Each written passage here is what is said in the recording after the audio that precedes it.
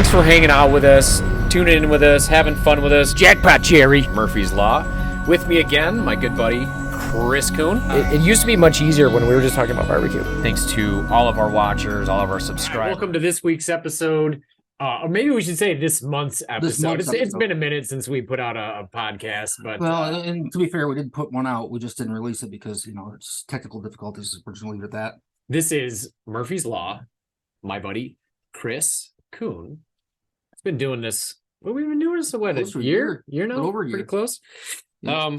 And this is the entire reason why we put this out and call it Murphy's Law. Anything that can go wrong will go wrong, right? So we thought in good jest that we could put some episodes together kind of discussing what our legal battle has been since the beginning of our fight, which was November 2020. And we try to give you some updates along the way, some other cases that are closely related to ours. Break down all the legal bullshit into simple layman's terms. Yeah, as much as we can. Neither one of us are lawyers. We've got great representation that breaks it down to me, so I can kind of take it and filter it, and by me telling you, it even helps me understand it a little bit more. So hopefully by what we do, putting some of this information out makes it easier for us laymen to understand what's going on, because it's a big deal. This case has been going on for a while, and it is about the use of the health code from, well, I found out through a little bit more research that they actually used it along with the EPGA and the EMA, which they violated after 28 days. As soon as the Emergency Powers Act got ripped away from her. So then they turned to the health law, which they had been using, but then they issued a new, after the EPGA was found unconstitutional in October of 2020. I think the next day or a couple of days later, October 14th, 16th, something like that, they issued updated guidelines in place of the EPGA executive orders. So they were now turned to emergency orders. And a lot of other things ensued from there. The sign-in lists, more mass capacity restrictions. Just a whole bunch of smoke and mirrors. That's really all it's been, smoke and mirrors. It started out regarding a lot of businesses, right? March of 2020, they limited a lot of places. We couldn't buy paint, we couldn't buy patio furniture, you couldn't build anything, you couldn't have a motor on your boat. I mean, all this shit. And it really comes down to, you heard us say this if you watched this before, 2253, which is really the meat and bones of the matter, which was the government using a 3-paragraph MCL, Michigan compiled law, to shut down the state and deprive everybody. And with Judge Hunter ruling that it's unconstitutional, that really, if that stands, is going to open the state up to liability for, think about it, not only punitive damages, but every business that went under. Everybody that's lost anything. I mean, barbershops, restaurants, bars, grocery stores, mom and pop, anything. It means the state's liable. So the headline for this episode is, or should be, Health Department gives up. Iron Pig wins. As I recently read. That is, as has been recently reported. They have filed a motion to dismiss our appeal. Now we're jumping ahead a little bit, but the point of that is, here we are now, 2 years later, November 24th, I believe, was when we were served with the cease and desist from our local health department, predicated on the state law 333-2253. Yep. Which is now ruled unconstitutional from January 14th of this year. District Judge Hunter. So when we talk about some of these other cases, and if you go back and watch a couple of other episodes, we talk about this catering company from Macomb called T&V Associates, the LLC, but T&V Associates versus the health department. Which was essentially a catering operation. So there's these two cases, and a lot of other people, they don't know about this catering case. What they do know about is Marlena's case, right? Marlena's case tracked more towards the criminal side of things. Even though she obviously was arrested under this statute, they found her in contempt of court, put her in jail. The infamous Burger King reference. Judge Wanda. You can't have it your way, Wanda. Yeah. I wish we had time, because she actually just made a couple of a ruling that kind of sits next to this. It's you can see she's in the tank. It's so gross. Well, you know, But anyway, I don't want to get too off track because this could take forever. But what we're watching is we were watching Marlena's case. You know, she got arrested 3 weeks after I was threatened with arrest. The late night email that I got from the judge. Hauled off, grandiose style by the police. Her case is virtually done. They may appeal to the Supreme Court, but she has had terrible representation, and her track wasn't ideal. Going to jail, obviously she made headlines. She had a huge GoFundMe account, yada, yada, whatever. She was closed for the better part of 6 months, mind you. So there's us, there's Marlena's Bistro, and then we have this Macomb Catering Company, T&V Associates. Yep. Now, it's worth noting, we're open. Marlena's is back open. T&V, unfortunately, the catering company has closed. They've been gone for maybe the better part of a year. Don't quote me on that. And it brings me no joy to say that whatsoever. But that raises issues in their case as far as mootness. The business is closed. They're out of business. Why are we even still here? Which is a legitimate argument. But I feel like the damage that was done is partly what caused them to close. So therefore, they still have some standing. Well, and, you know, the state actually challenged that during the T&V Associates hearing. Was that, you know, the state said, well, they're out of business, so there's no relevance. And honestly, I think it could still be potentially on the table. So it should be. So we had what's called an administrative hearing, right, with the health department. Health department came in and specifically fined us $5,000 in a telephone hearing that lasted maybe 12 minutes. This administrative judge says, no, Iron Pig is guilty of being open 5 days, $1,000 a day, $5,000 fine. Stamped it, done. We had 60 days to appeal. On the 59th day, we appealed that. And what that allowed us to do was get it into circuit court, right? In administrative court, you cannot raise constitutional questions about the law. For obvious reasons, those judges are mostly appointed, and that's not what administrative law is for, right? So we have administrative law, administrative court, and then we appealed outside that, as is our right, to the circuit court. And that circuit court just happens to be literally across the street at Otsego County Courthouse. Judge Hunter was assigned to our case. We took our case to circuit court. So you have circuit court, and then you have T&V Associates came over to the Court of Claims, which is an equal court. You know, I'm learning these things. I had no idea that. Yeah, at first I didn't think it was equal either. So they're an equal court. So T&V goes to court and asks for declaratory judgment versus like punitive damages, which is monetary. They want to be clear.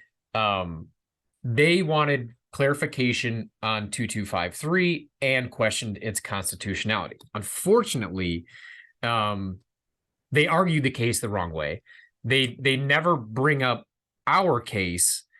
Not that they needed to, but I mean, precedent is precedent, and a case that's tracking along the exact same lines and actually has a stronger foothold because we were specifically fined by the health department, right? Yep. Which is why we were in administrative court, which is what allowed us to get into circuit court to question the constitutionality. So here we are in Otsego County in circuit court, and then you have T&V, which essentially T&V just wanted, you know, recognition. They never asked for a dime. It's my understanding. Punitive damages, no money. You know, I've got their cases sitting here, but they wanted a declaratory judgment, and we're questioning its constitutionality. Unfortunately, Judge Shapiro in this case, who is a hack, he's a partisan hack, and I have no problem saying that whatsoever. Basically, what he says is, nope, it is constitutional. 2253 is constitutional. The 42 words or whatever it is that's in there, that one word, epidemic.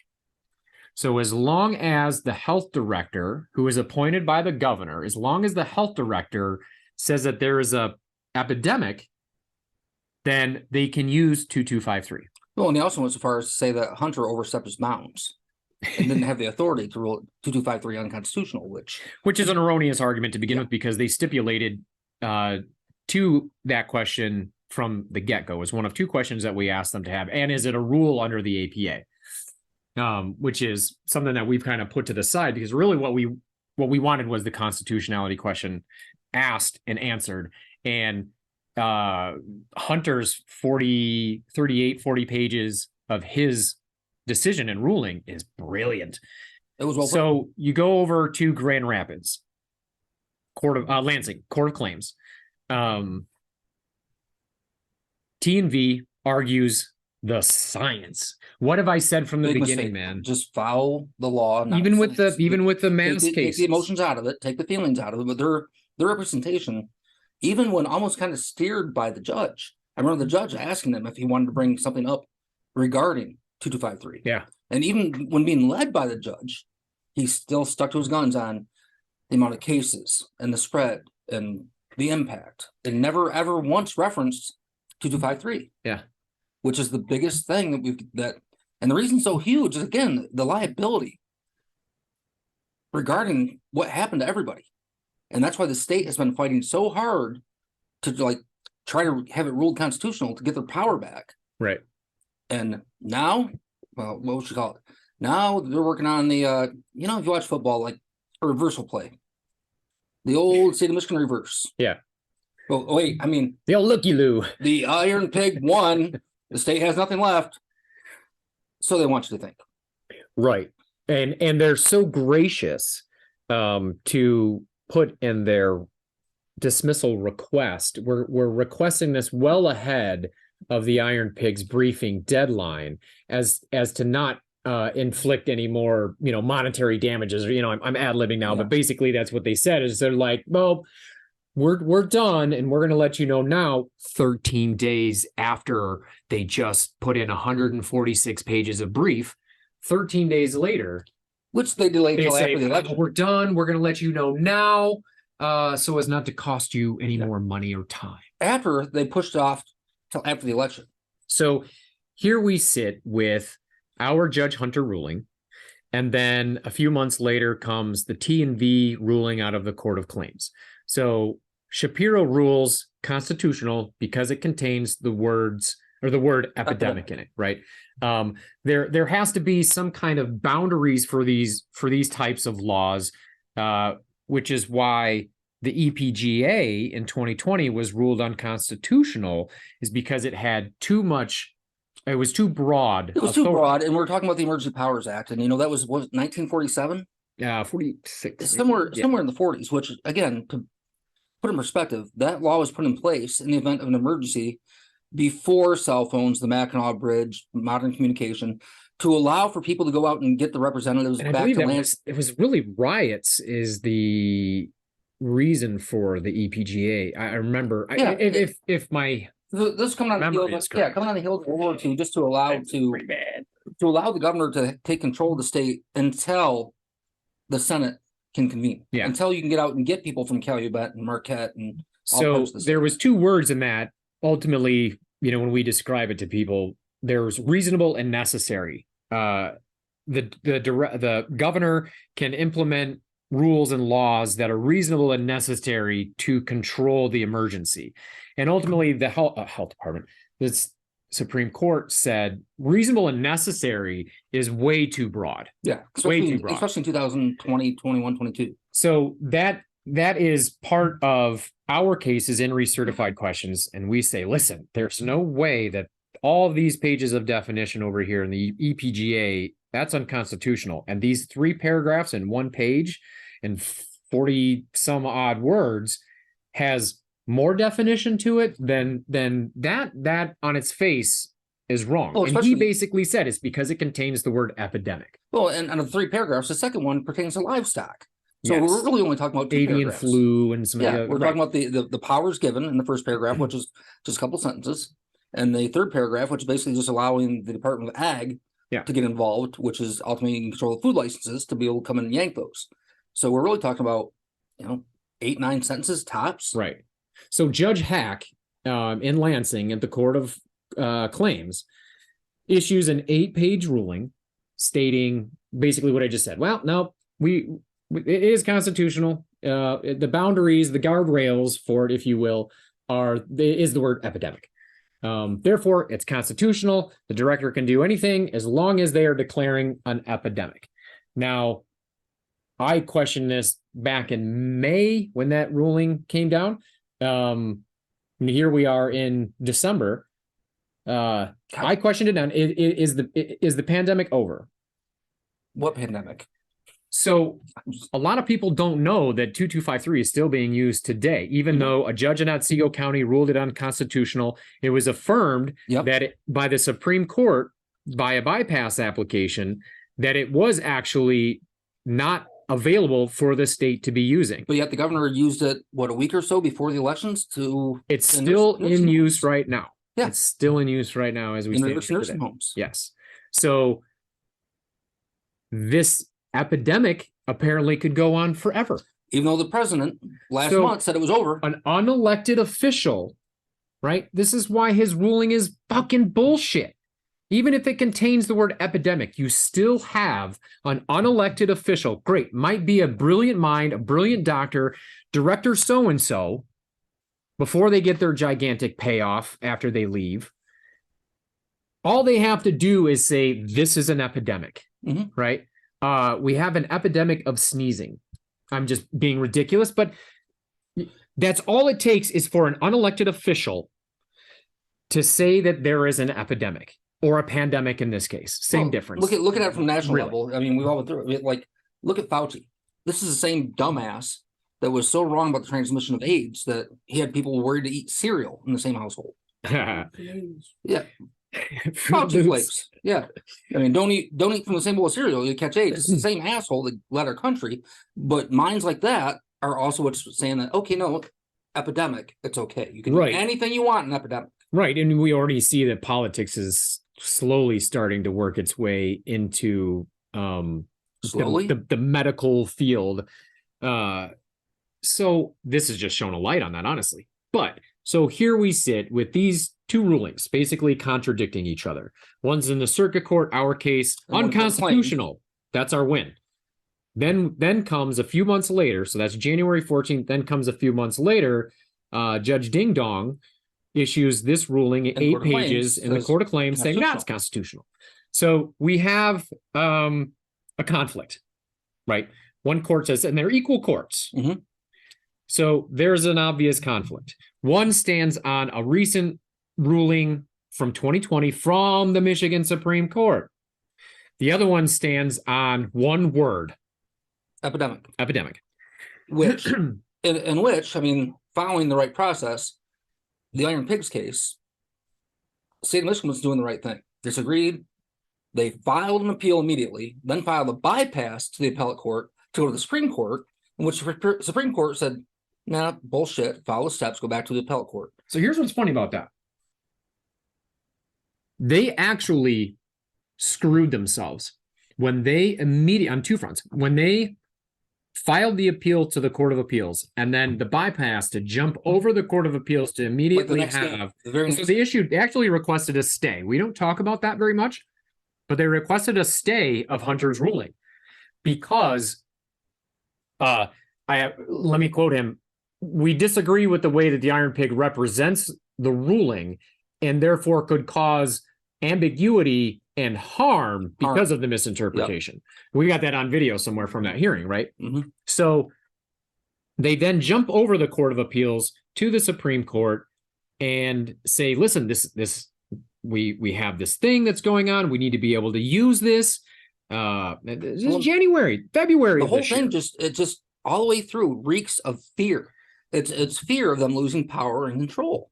Right. And you can hear the panic. Well, they've already chalked up one big time loss with losing the EPGA. Yep. And what they're afraid of is they're afraid of the precedent that it has set with regards to non-delegation, right? So we use the word tyranny a lot, right? I'm surprised it wasn't the #1 Google word this year. It might have been in Michigan, but right. And it sounds a little ridiculous to be saying these things. But when you look at the slow creep, right? When you look at mission creep, if you will, when you have one branch that is reaching into the other branch and doing things that branch was designed to do, and you should never be doing that. In this case, the executive is trying to make the law and enforce the law. That's not how it works. Well, no, and the crazy thing is, it's like you said, you can see it happening, but not just on our level in the state of Michigan or the Iron Pigs case, but from the president on down, the use of emergency powers and bypassing the legislative branch, which is the reason we have three branches, checks and balances. Yeah. Executive, legislative, and judicial. There's an article, I wish I knew the date on it, it's relatively recent, from The Hill that talks about, and if my understanding is correct, I think they're a pretty left-wing news outlet, but they were talking about this rise in cases that involve non-delegation doctrines, separation of powers, if you will, right? And their fear, this article is written from the point of view that certain Supreme Court justices are signaling that they are going to be looking at non-delegation issues more closely now and using that doctrine as an excuse to overturn things like, if you will, Roe v. Wade. Yeah, man, that word. They don't specifically really talk about it, but they say it's states' rights. That's right. I don't want to get off on that, but that there's the EPA ruling that came out that said this federal agency doesn't have the wherewithal to enforce fines and laws and do all this other stuff. So there's this big, they claim it as a conservative push, right? I don't know how you consider one portion of the Constitution to be conservative, but I didn't realize it was partisan back then. But that's where The Hill was coming from in their article, right? So if you extrapolate that out to Michigan and the 2020 ruling and in recertified questions overturning the governor and executive use of privilege to write and enforce law, that's gone. Well, here we are again with the sequel to this, with the sequel to their law that they used, and now we have a win. So they go out and search for anything that they can potentially put their feet and stand on. And then up in the court. And they get Judge Jerkoff giving them this constitutional ruling and this pathetic 8-page in the Court of Claims that wasn't predicated on an administrative court proceeding, right? The APA is involved with our case. They just went and filed a document. We have actual damages assessed to us and potential further damages assessed to us.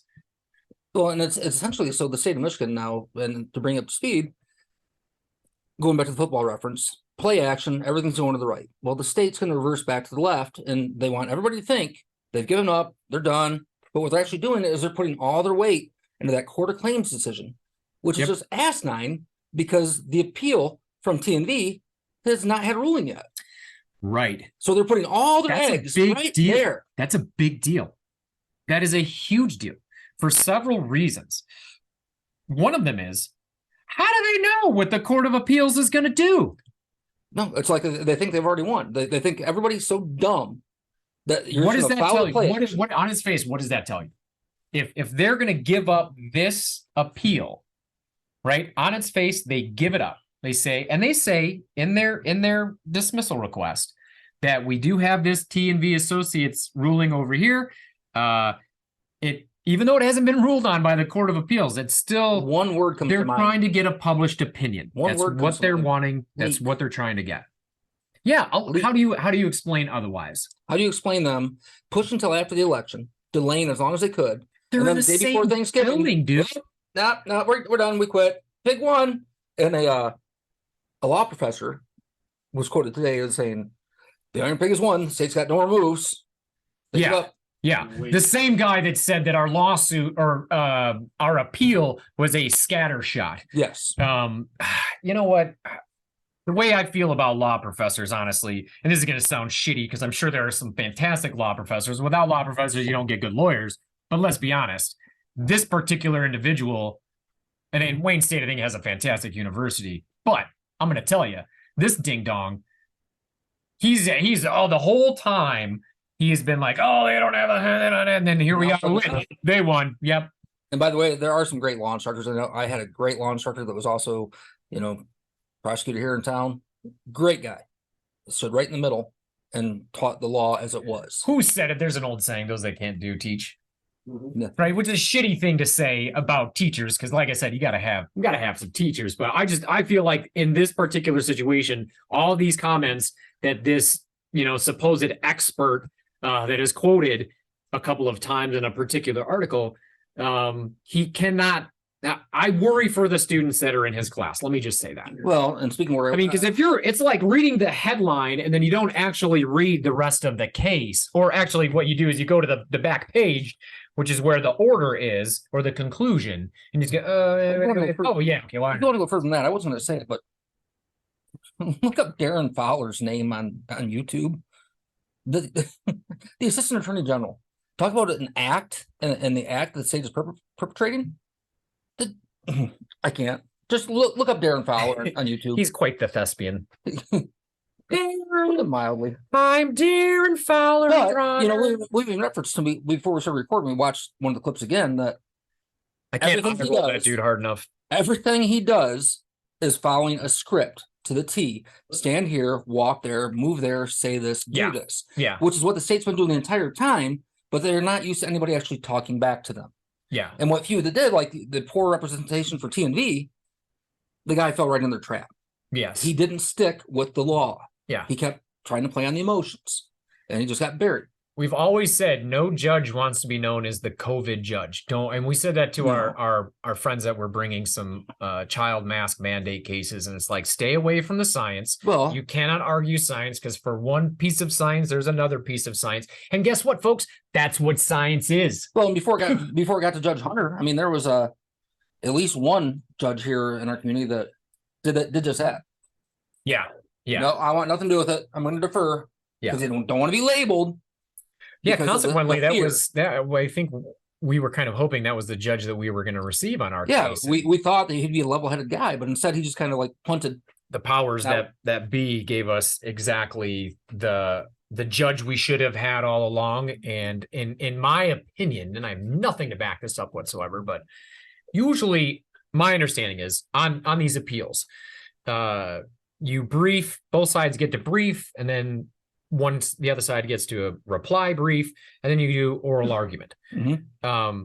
My understanding is a lot of times, and this is what leads me to believe that there's a leak at the Court of Appeals from some clerk or something down there. For them just to reverse. These judges usually, now Court of Appeals is three judges, but usually, again, this is my understanding, on appeals, even our appeal, Judge Hunter had plenty of time to read all of the stuff that had come before.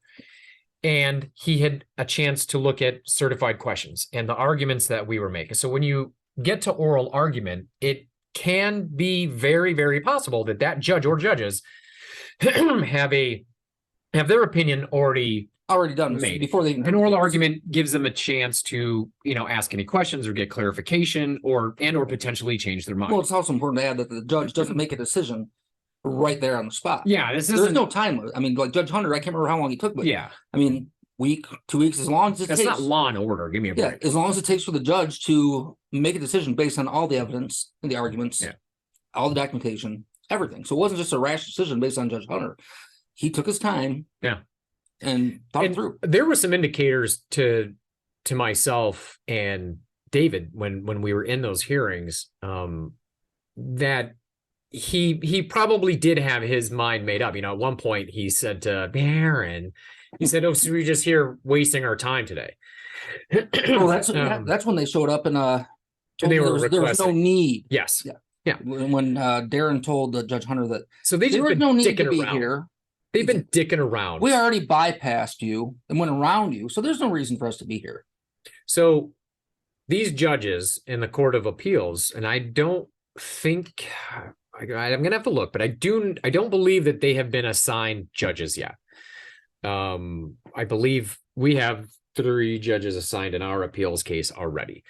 So, and my understanding is they may be relatively left leaning, so we probably won't get a favorable. Have you sent them gift cards yet? No. T-shirts are imminent, but that is my understanding, is that a lot of times in these appeals, the judges are usually have their minds made up or have a draft opinion, as was leaked at the Supreme Court with Roe v. Wade. Yep. So it's not entirely out of the realm of possibility. Which, by the way, they still haven't been able to find the leaker. Yeah, of course not. Well, I mean, and are they ever gonna really? Well, and that's the thing, and it's worth reminding people that we're not Republicans. We're not conspiracy theorist, but I mean, my God, this shit is just insane. Like you and I were talking, even getting away from this case, We're like human beings. Yeah, before we even started earlier today, we were talking about the Supreme Court nominee for the state of Michigan. Yeah. Oh yeah. This woman lost in the general election, lost in the midterm election. A few days later, Whitmer goes ahead and says, you know what? Even though you lost, screw the people of the state of Michigan. I'm appointing you to the Supreme Court. She has 3 years of law experience. Yeah. Who's gonna challenge her on it though? How can But they? that's the thing. The people, we said no. Yeah. She lost. But for Hitler to come in and basically, I don't care what you think, I'm putting her in. Which is, again, goes against the whole separation of powers thing. Right. I mean, it's, you know, you heard Tudor Dixon talk about it during the debates that the governor thinks that she has powers that she does not have, but that goes all up to the White House. President Biden does the same thing. He's been using emergency powers one after another that aren't constitutional. The college debt forgiveness. Oh yeah. Yep. And that's unconstitutional. Yeah. He's doing it anyway because he thinks he can. Oh, it's chumming the water is what that was. Let's be honest. Yeah. Don't believe your lying eyes. Yeah. So here we sit with this request for dismissal. Just a complete overnight 180 13 days later. by Darren Fowler 13 days later, after filing nearly 150 pages of whining as to why. And mind you, I haven't even mentioned that they changed attorneys, brought another attorney on, listed in their oral argument portion, Dana Nessel, the 2 or 3 assistant attorney generals, which they have like 400 of them. Yeah, you got drunken Dana. Solicitor General and the Assistant Solicitor General. So they had this whole plan of action with our appeal. They file their briefs. Less than 2 weeks later, 3:30 Wednesday before Thanksgiving, they file a request for voluntary dismissal. After how many hours and how many hundreds of thousands of dollars at taxpayer expense to take down the mean barbecue man for not listening to them, but then they just want you to believe that, okay, we give up, we're done. We have a ruling over here in the Court of Claims, so we basically no longer need to go this appeal, as Darren would say. So you look at it and you just have to say, what's changed? Why? How are you going to give up one of 2 appeals when you don't have a published ruling? That you're going to bank it all on a 50-50 gamble? When the Court of Claims hasn't ruled on it yet. What do you know that it makes you so confident in giving up this other appeal? Because the 3 judges in the Court of Claims could overturn it and say, no, sorry, it is unconstitutional. Well, and you know, it's just, and they gave up their only other appeal. If we asked our tens of viewers, if you would lose it all on a 50-50 gamble, would you wager it all? Because that's what the state's doing. Right. And they expect us to believe that they're willing to put it all on the line on a yes or no. So what do they know? What are they so confident in at the Court of Appeals? I smell bullshit. Right? So what it smells like Lansing? Yes, a swamp, man. I mean, we say this all the time. This is why we never went to the Court of Claims. We could have at any time gone to the Court of Claims. This was the exact reason, specifically, why we didn't battle the Liquor Commission. Keep it out of Lansing. Why I say battle, a lot of people are like, bullshit. When I say we didn't battle, we went to our hearings. We took our 90-day suspension, which was the longest in the state. We took the $600 fine. That was another jackass attorney general. They still have one violation that they are punting down the road on us because our case is in flux. Well, God, it causes a lot of confusion about some of these things now. I'm sorry, but that fucker made Darren look like a genius. Oh, yeah. That assistant attorney general didn't even know a fucking thing about your case. Oh, yeah. Oh, avocado. He did once we started talking about it. He was unaware. Remember he was the guy that said he was unaware of it being ruled unconstitutional. Yeah, it's in flux. We joke about that all the time. It's Mr. Influx, as we call him. Mr. Influx. What do you think Mr. Influx is going to do? Ask that. Okay, so let's bring this all together, right? So we have our case, we have Team V's case. Both are on appeal. They want to dismiss our appeal with Hunter's amazing concrete ruling standing on 2020 Michigan Supreme Court precedent. Outstanding. I mean, that could be a Supreme Court of the United States ruling. It's that good. Of course, I'm biased, but when you look at it on its face with knowing what I know and the experts know about INRI certified questions and the consequences that come from it. Well, it's clear. It's black and white. If you look at the law, which the law of the land, if you read the law and follow the law, his ruling is spot on. Yeah. And, and that's why, like, time and time again, you and I have invited people. If you're of that mindset of the state of Michigan, we'd love to have you on and understand how the hell you think the way you think. Yeah. When the law is black and white and says ABC, you don't get to just make it up and change it as you go along. Right. Which is what Hunter's ruling was, is that, it's kind of bullshit. I'm telling you can't buy paint or you can't have a motor on your boat. Right.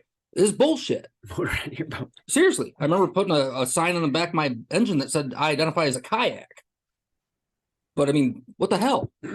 You can't do that. But yet the state and the people that mindset just keep trying to push the boundaries. Yeah. And thank God for Judge Hunter to step up and go, that's not, no. The law says you can't do that. Yeah. You don't have permission to do that. The Midwest Health case in recertified questions gave him the framework, the foundation to stand up and make the ruling that he did. So we are now sitting here today in December, and a request for dismissal has been asked for. We decided to oppose that dismissal in brilliant fashion. So on its face, everybody is congratulating us because it seems like we win. Well, what they're attempting to do is, like Chris said, that end around, that head fake. They're trying to give up this case here that has the potential damage to crush and sever, like Hunter said, this entire statute. Now, what they're really afraid of is not just 2253 going down, but it's 2251, 224. There's a few of them, right? So once this one can go down, the next one can go down. And you really start to shrink that tyrannical power grab that the executive branch at nearly every level has taken in the last few years. Well, not to be misled either, but like Whitmer's tyrant behavior has been noticed by everybody nationwide. I mean, so she's had a reputation throughout the entire country. Yeah. For the shit she's pulled and gotten away with. Yeah. Which is I'm still astonished. In the face of indisputable facts that what they did, and I say they because it wasn't just her. No, it was her. She had cover from a lot of people. What they have done is still having devastating effects on our economy here. Which is why I still, I never identified as an election denier before, but I cannot fucking believe anybody would put her in office for another 4 years after everything she's done and still doing. I can't either. I mean, we talked about it, but I don't, but to me, it feels like a slap in the face of every restaurant owner, restaurant worker. Not only that, anybody that's lost somebody, the nursing homes being shut down and people not being able to visit, and the stupid hospital bullshit and everything else. Yeah. It just, the whole thing reeks and keeps getting worse. It's literally the state is trying to shake your hand and tap you on the shoulder with the right hand and smack you in the back of the head with the left. Right.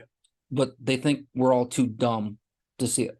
So they're hoping that this T&V appeal gets upheld as constitutional, right? Yeah, hoping with all the eggs in one basket. So what then would basically happen is they would, basically try and get that opinion published, and you'd have a published opinion. So they give up on our appeal. What happens to us?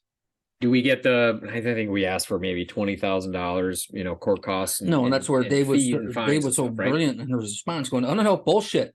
You're not withdrawn because this isn't done yet. We haven't gotten answers. There's no clarification. This needs to stand, and we need a ruling. In which case, we already know whatever ruling they make, it's going to get appealed one way or the other, and it's going to the Supreme Court, which they're trying desperately to avoid." Yeah, and it's worth noting that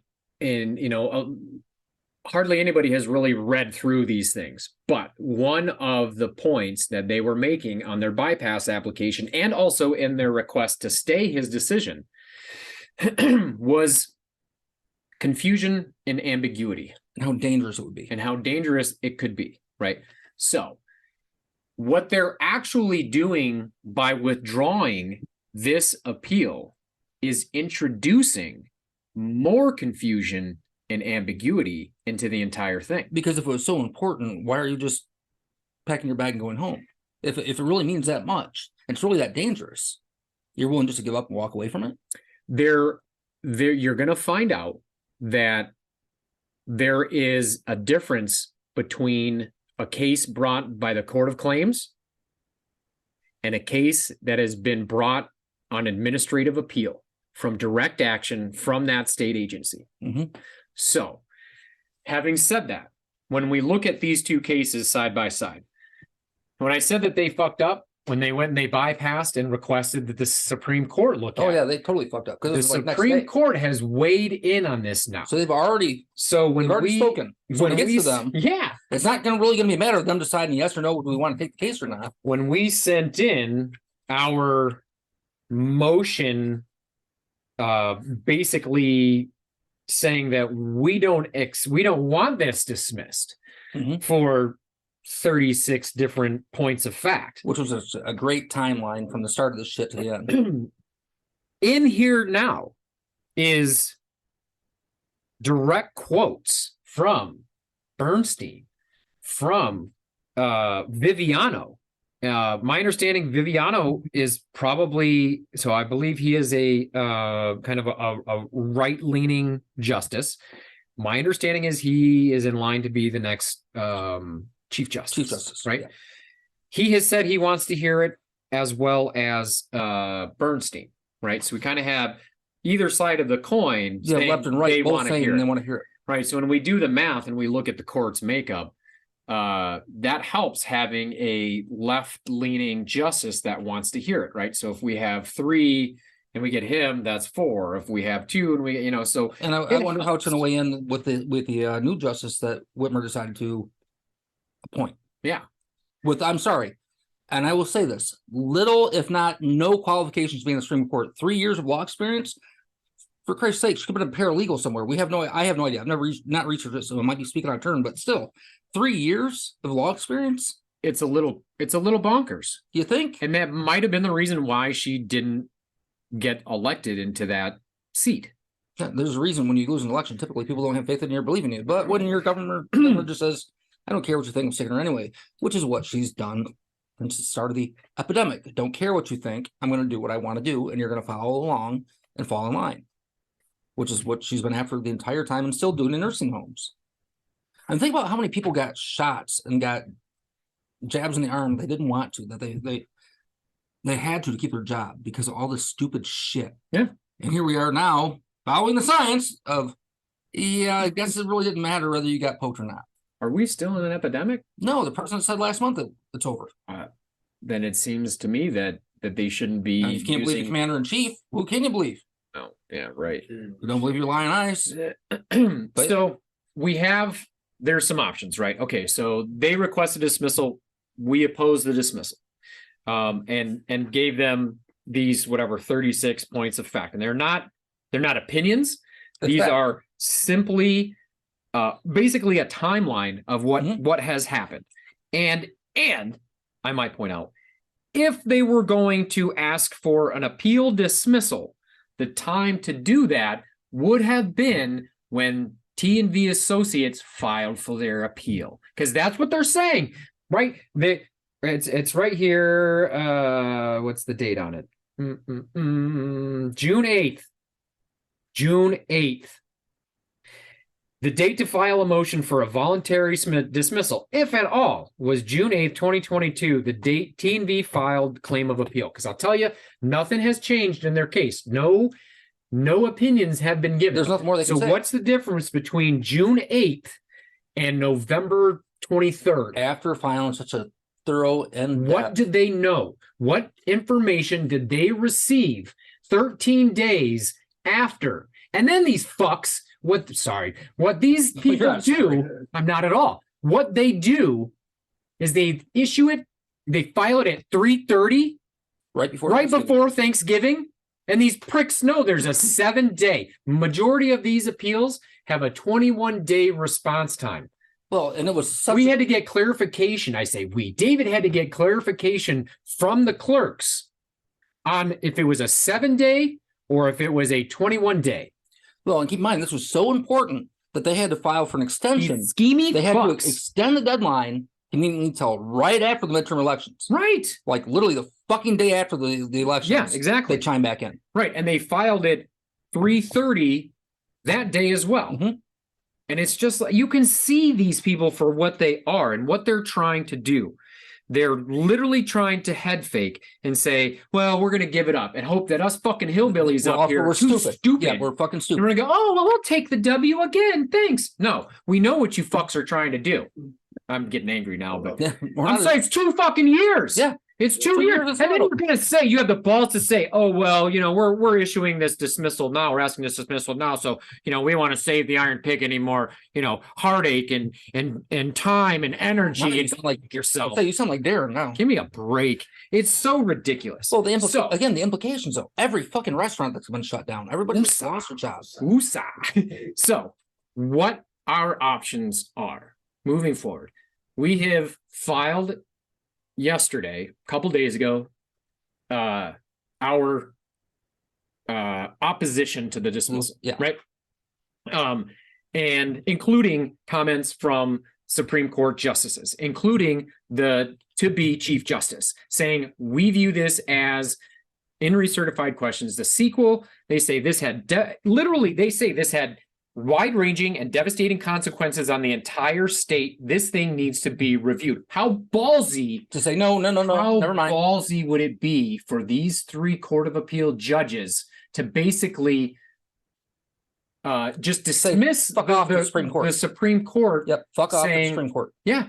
So what could potentially happen is what should happen is they should not accept the appeal dismissal. Put your gloves back on, get back in the ring. Right. We're not done here. You guys, there's something hanky going on here. We're going to listen to this. But even if they've already got their effing minds made up, if they're following the letter of the law, that's the big if. Issue your ruling. If they're not, right? So our brief, right, that is being prepared, it's probably done, but there's a reason why we extend to get the full time to file our brief. February 23rd is our deadline for our response brief. So it's going to either get filed at the Court of Appeals or it's going to get filed at the Supreme Court.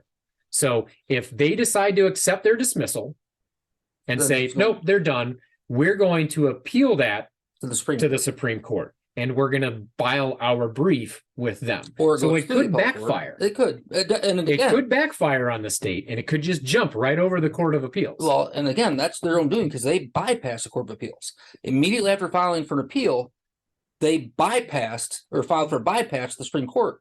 So the state of Michigan has already said, fuck you to the Court of Appeals once. Yeah.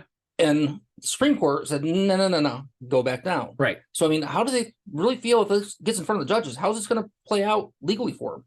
Because it's still, again, it reeks of, we're not that fucking stupid. Yeah. I mean, it's almost an insult. They also could, I don't really see this happening, but they could take both of our cases together. So let's say T&V loses their appeal. They uphold it as constitutional. So we're going to the other track, right? So T&V then appeals the Court of Appeals to the Supreme Court. It's still going to the Supreme Court. So it goes to the Supreme Court. They accept the dismissal. We appeal to the Supreme Court.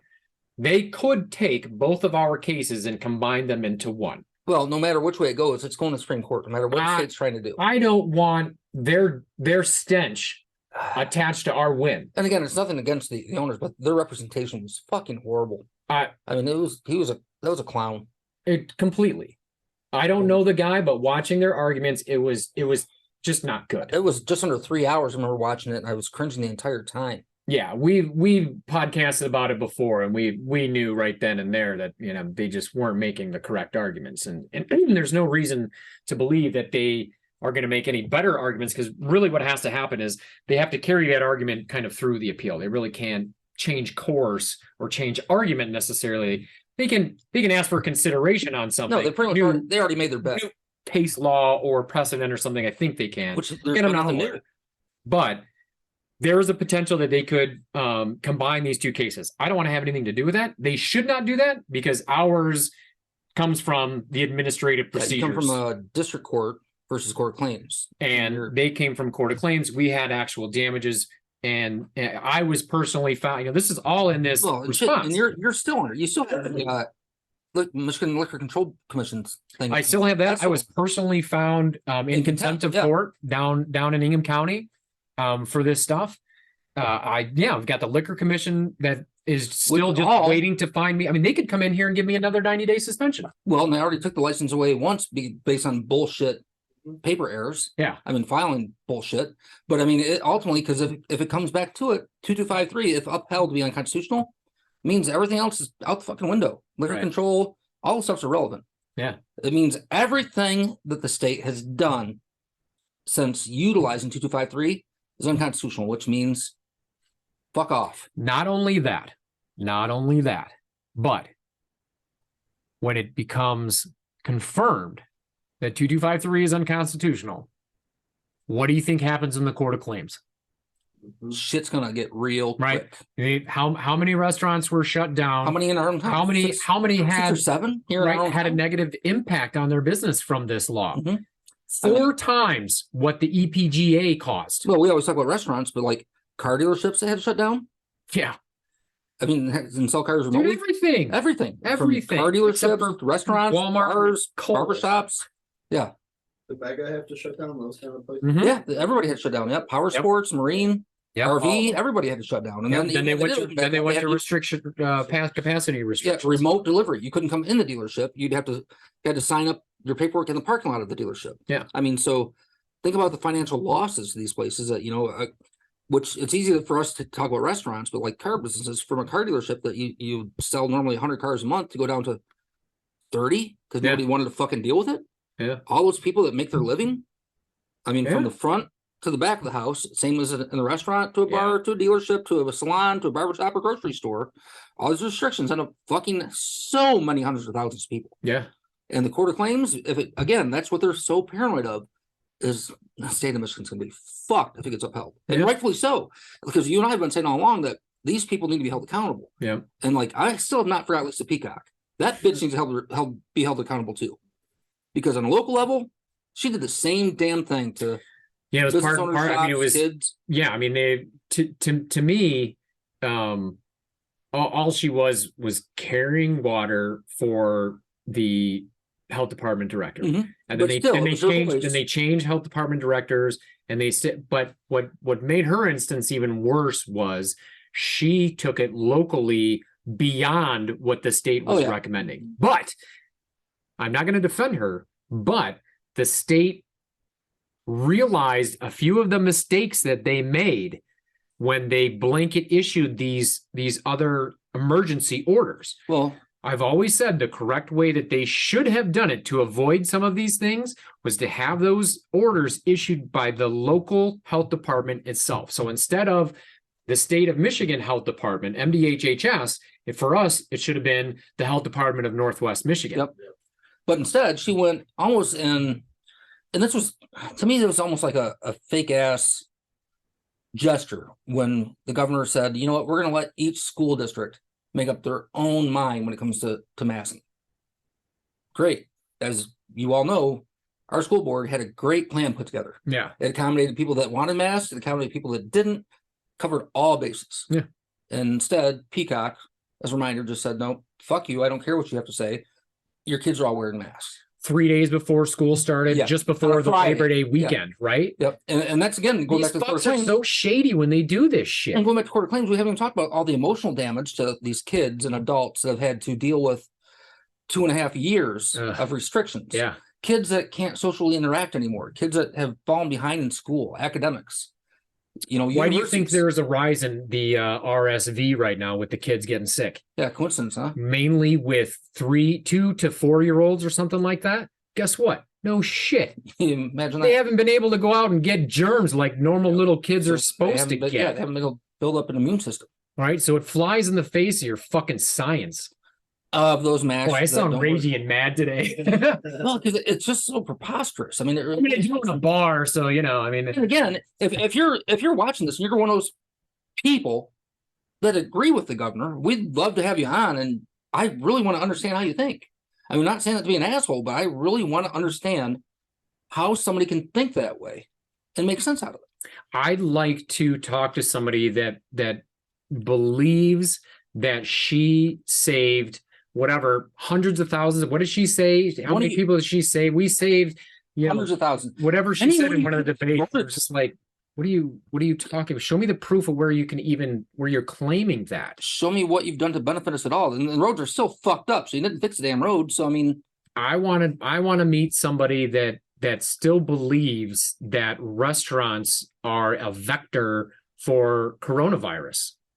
Oh, anywhere for that matter. I want to meet somebody that firmly believes that the masking controls that were handed down legitimately curbed corona. I'll take it one step further. I want to meet somebody that actually believes that closing a fucking restaurant at 10 o'clock at night is gonna help curb a pandemic instead of 8 p.m. But even still, I want to meet somebody. I want to meet somebody that actually fucking thinks that a single person has the right to make and enforce laws, and that actually believes that the Constitution is a good thing. Those three things, those two things, you cannot believe in those two things and actually think that the Constitution is this great document. Well, and how can you possibly think on December 1st, 2022, that nursing homes still need to be restricted? What's any different now in a nursing home than it was 4 fucking years ago? Well, I can tell you. And again, I can tell you. Restrictions. A lot of people have fucking died in nursing homes, bro. And again, that shouldn't have fucking been there. Nope. They should have never been there. They shouldn't have been locked up. Notice nobody's talking about that much anymore. No, not since the election. They quit talking about that. Right. I mean, Tudor Dixon was the last one to bring it up. But like, to know that it's still going on in nursing homes today, when guess what? Not going to be a denier, but fucking coronavirus has been around forever. It just got a new fancy political name and got political in 2020.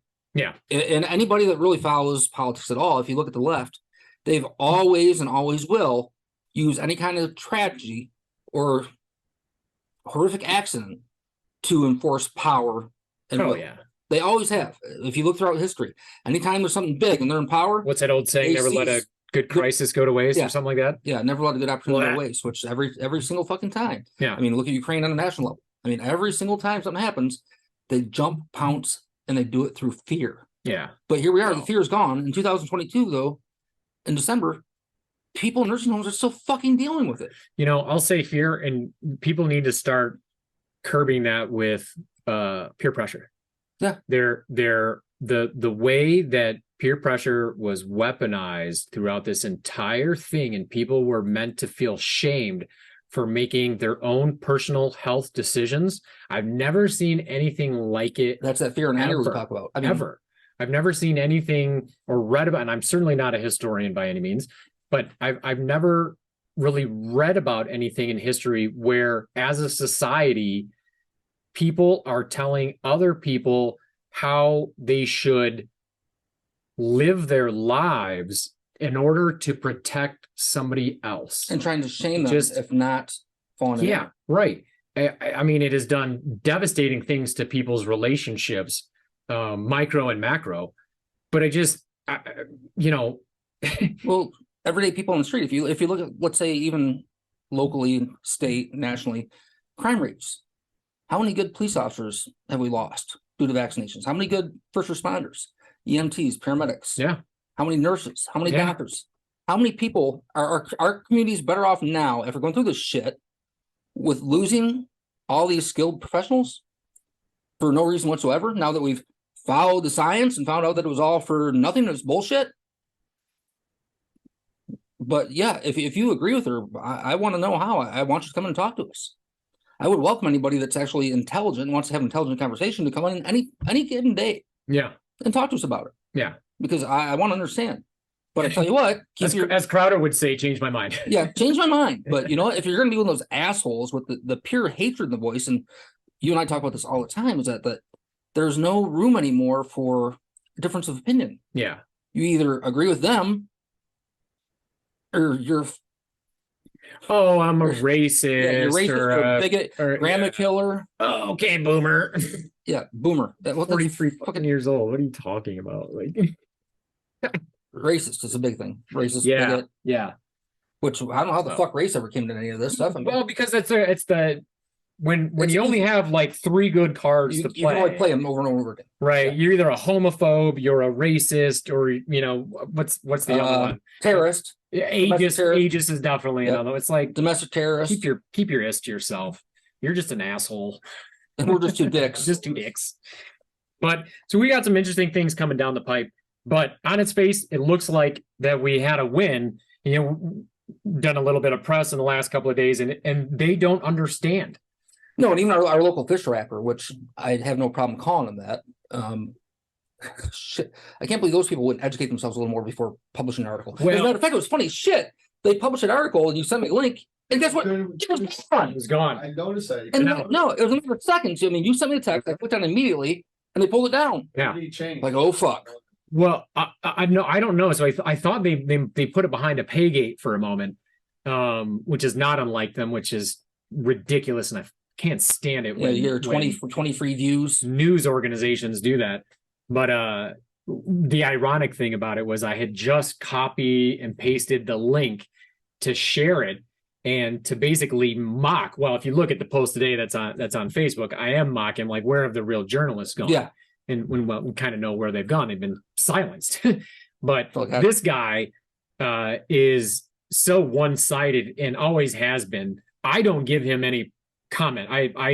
I stopped doing business with this particular news organization a couple of years ago because they're pathetic, and they're USA Today owned, and they have their own lens, if you will, that they like to lean through. Even their own local office is empty. I mean, there's still a sign out front that says that says local, but I mean, we all know it's bullshit. Yeah, yeah, exactly. And they don't do enough due diligence. They want to tell only the part of the story that fits their narrative, right? I mean, and this is not anything that is a conspiracy theory. Listen, I've done plenty of radio shows. I've done given plenty of comment to newspaper.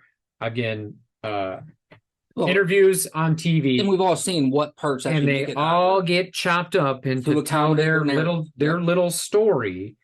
And honestly, the only ones that seem to get the full story, there was a halfway decent one. 7 and 4 Up North Live has been relatively middle of the road, but and Sinclair Broadcasting, I believe, is a pretty left-leaning organization. Well, and I think it's generally accepted now that people don't watch news anymore for news. They watch the appropriate news network of their choice for validation and affirmation. Right. They're not going for news. They're looking for somebody to reinforce. Yeah. Which 8 out of 10 of your local media places are left-leaning. Yeah, I mean, it's just an echo chamber for your own. Yeah, you can't even begin to say anything differently. They're not neutral. They're not fact-based. It's everything's tilted to their agenda, which unfortunately 8 out of 10 of them are way left. There's really not many people left in the middle of the road.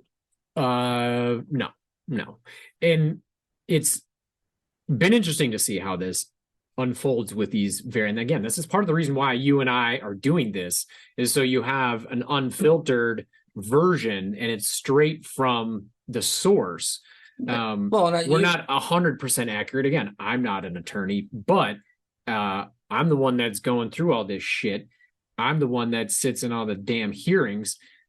It's tough to explain to people, over the bar, as we say, right? We're trying to explain it to Billy Bob on the other side of the bar. You used the example glazed eyes earlier. Yeah. Which anytime you start talking about MCLs and any of this stuff, most people, their eyes just kind of glaze over like. Anytime you start talking about law, unless it's on fucking TV in some, drama series, nobody really gives a crap about it. Well, that's the thing. I mean, I've always looked at this, even before your case, is that we don't watch Fox News exclusively. We don't watch CNN. We don't watch MSNBC. We look at everything. We watch the major networks from CNN to MSNBC, Fox. Let me tell you NBC, this. CBS, ABC. Let me tell you this about that. What needs to start happening is you need to stop having the news come to you.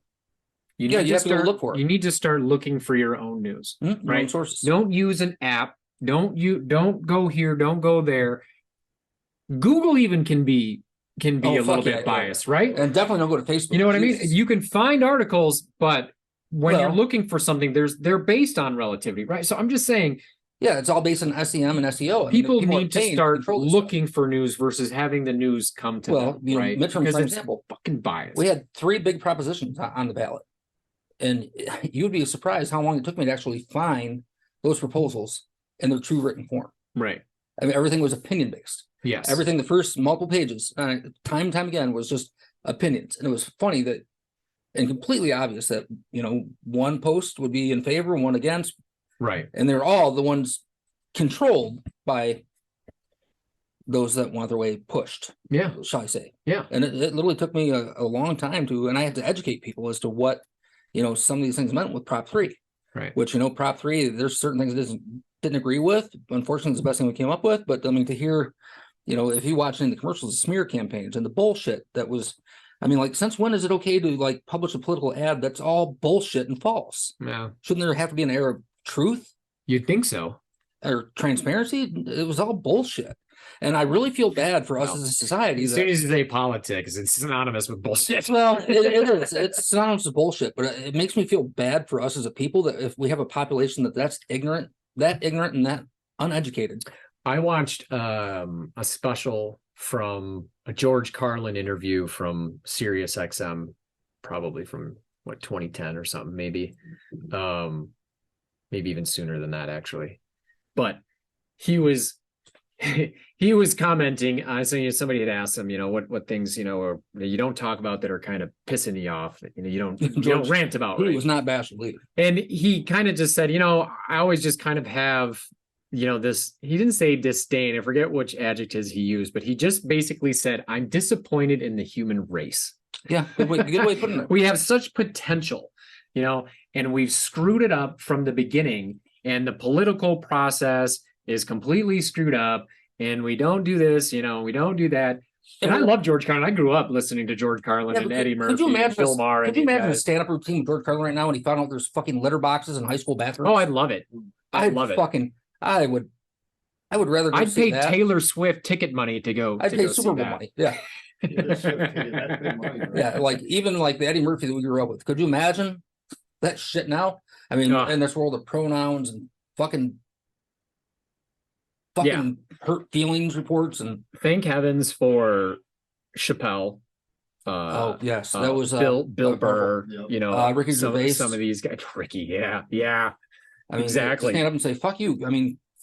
When comedy can't be funny anymore, and you cannot laugh at it, and if you and I both have, I'm sure Mark has too. Anybody that's ever run to a comedy show, if you sit anywhere near the front half of the room, you're fucked. Oh yeah. But guess what? You don't start crying about it and want to cancel the comedian. You just learn not to sit in the fucking front row anymore. Yeah. Insult comics used to be some of the greatest laughs out there. Don Rickles. Roasts. How many roasts have we seen? Yeah. Have you noticed? Actually, now that I think about that, in the past couple of years. Now all roasts are just raunchy. Yeah. They did one or two, but they used to be on Comedy Central on a regular basis. Yeah. But now it's in this world of fucking hurt feelings. It's like, oh my God, whatever happened to rub some fucking dirt on it and get back in the game? Get up, dust yourself off, rub some fucking dirt on it, and get back in the game. Yeah. See, now we're getting away from, but it really is. Too much masculinity. Oh God. Not using people need to be offended a little bit. I hope they are. They need people need to lose a little bit. You need to lose a game. You need to lose a match. You need to not be. Well, and I'm sorry, but if you were born with a fucking Audi, you're a male. If you were born with an innie, you're a female. You can be gay. You can be straight. I don't give a fuck what you are. Just don't tell me that I have to think anything other than you're either a male or a woman. Male or female. That's it. One or the other. No Furbies. Yeah, how do we get there? How do we shit in litter boxes as a high schooler? No, how do we get there to where you brought that up?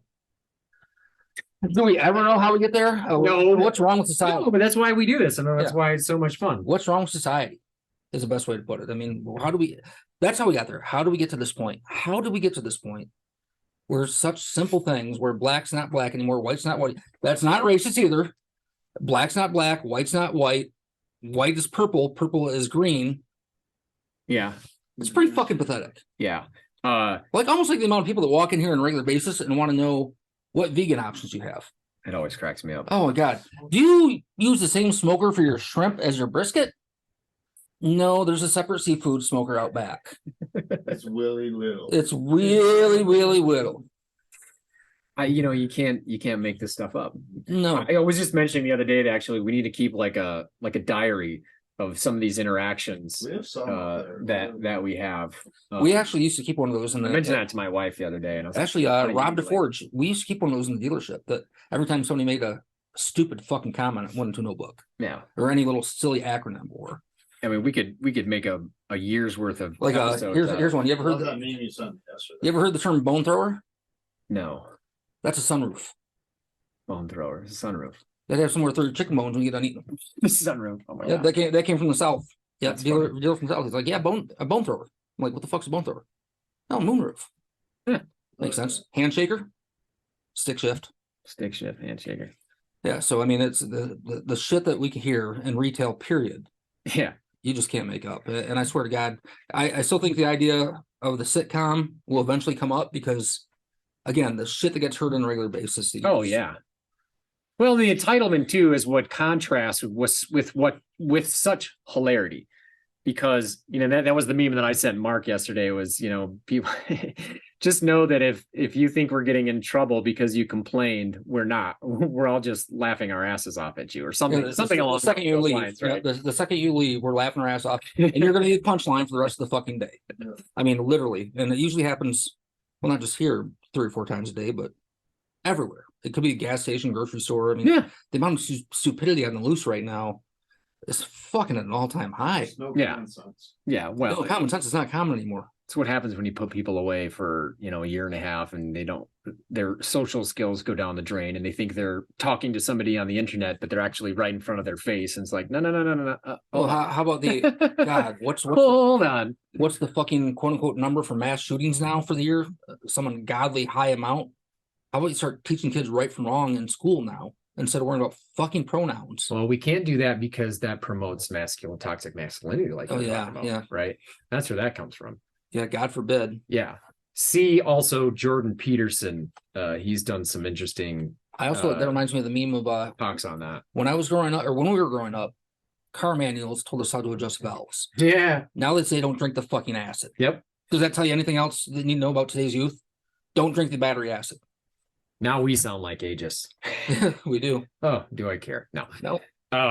Anyways, let's put a wrapper on this. Yep. And thanks again, Mark, for the new theme song. And 2 dicks. we'll see what happens. There's I don't know when they will respond, the Court of Appeals, to this dismissal request. I don't know when any of this is gonna happen. No, we just thought it was important to do this episode to say, Michigan, we got you. Yeah, we're not as dumb as you falling think. for your shenanigans, No. nor have we ever. In fact, I would argue that we've been 2 steps ahead of you the entire time on this case, and now it just shows because you have to give this up. Yep. You have to give this up now. You're gonna be You fucked are no matter what. so screwed if this does actually get to the Supreme Court. I should say when it gets briefed to the Supreme Court. Because regardless of what happens, if they accept this dismissal, our brief will go to the Supreme Court. Oh, no, it's funny. So it'll get heard, they'll get to see it, it'll be in their hands, and it'll be on them to basically reverse their own ruling from 3 years prior. Oh, no, it's funny because like the second you sent me that text with a request for dismissal, I was like, oh, you fuckers. That's exactly what Split David said second. too. Like the second I looked at him, like, yo, you fuckers. Yeah.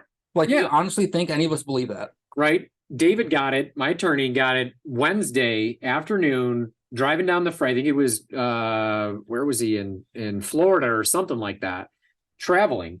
And it always seems like, I swear they must know when he's out of state, because they always do these random last minute When he's not things, right? When he's not around.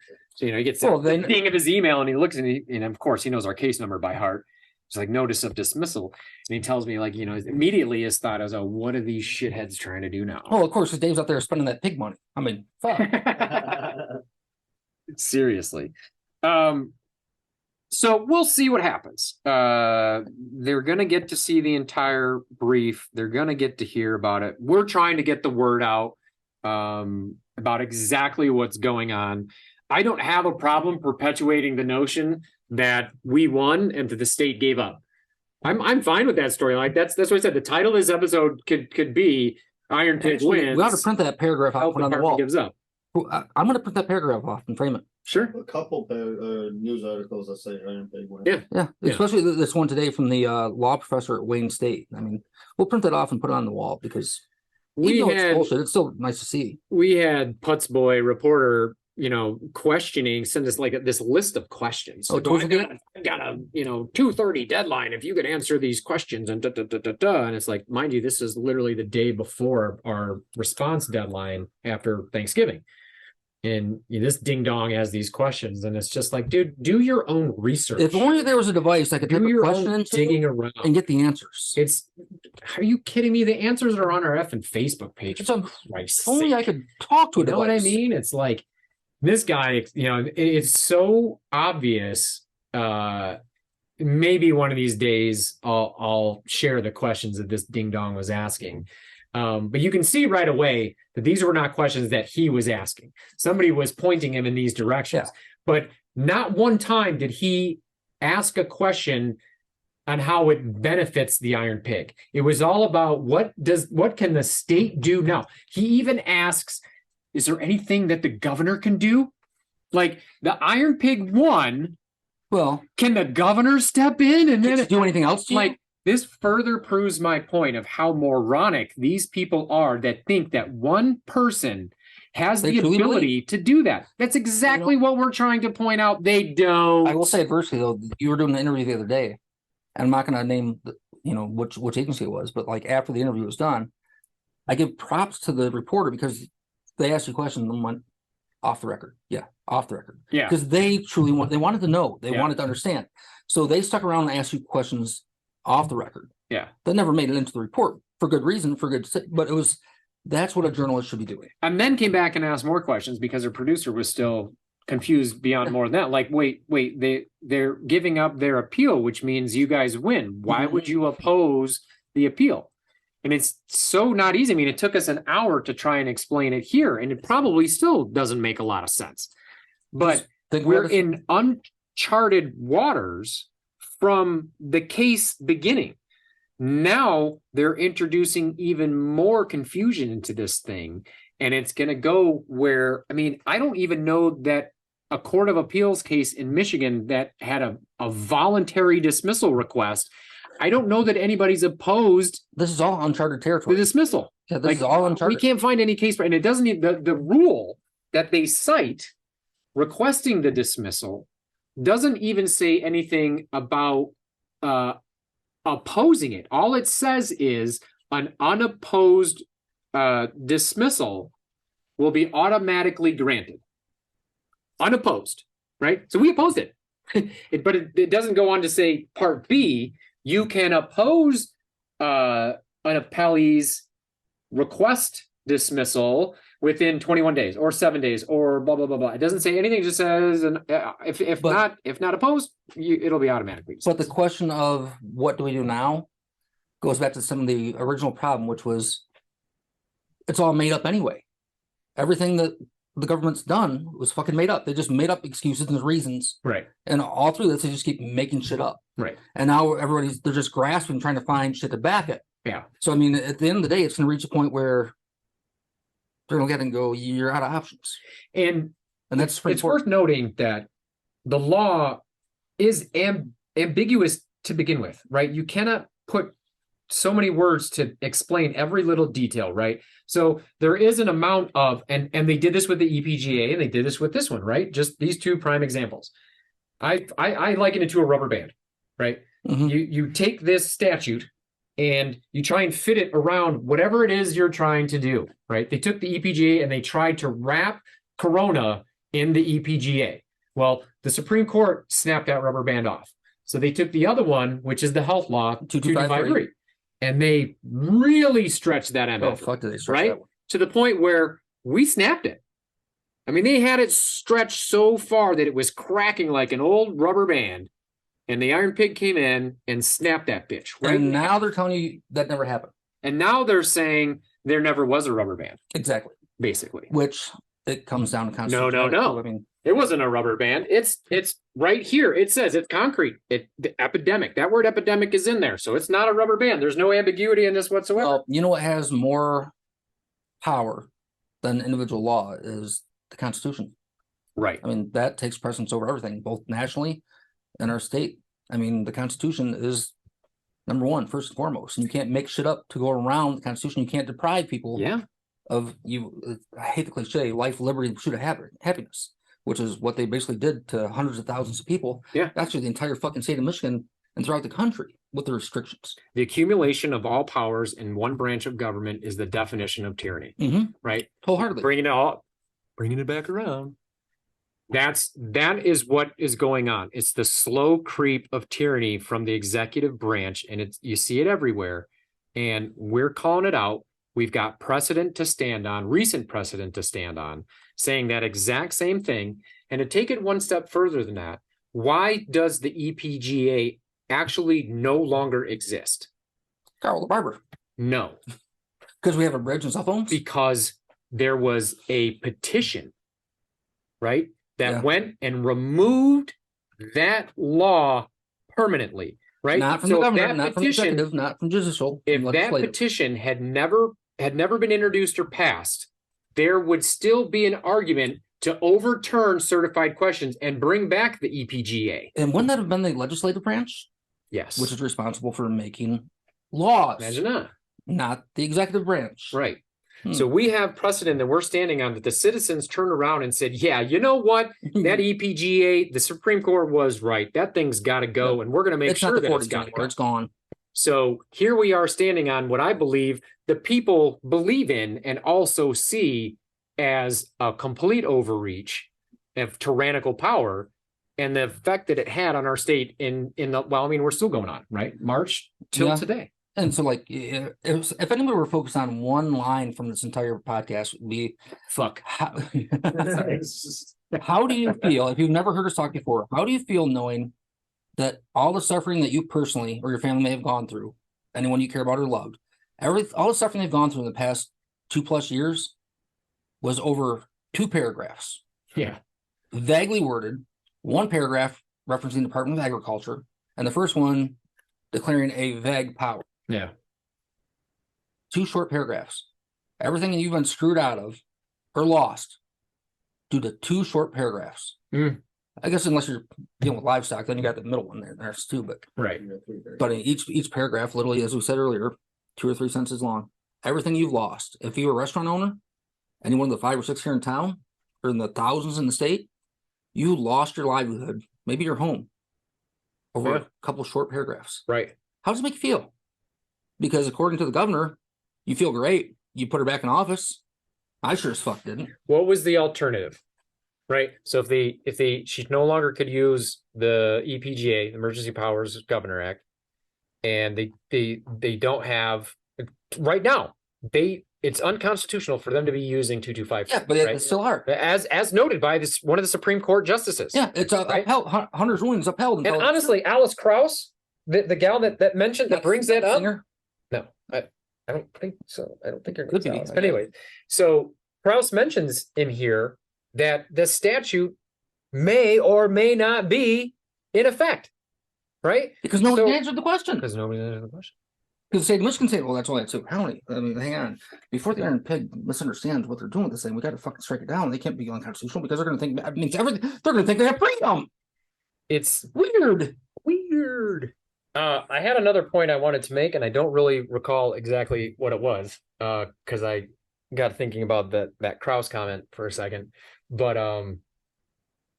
ultimately, we're going to see exactly how swampy things are down in Lansing. Oh, right? We know it's bad. We know it's bad, but how willing are they to put it on display?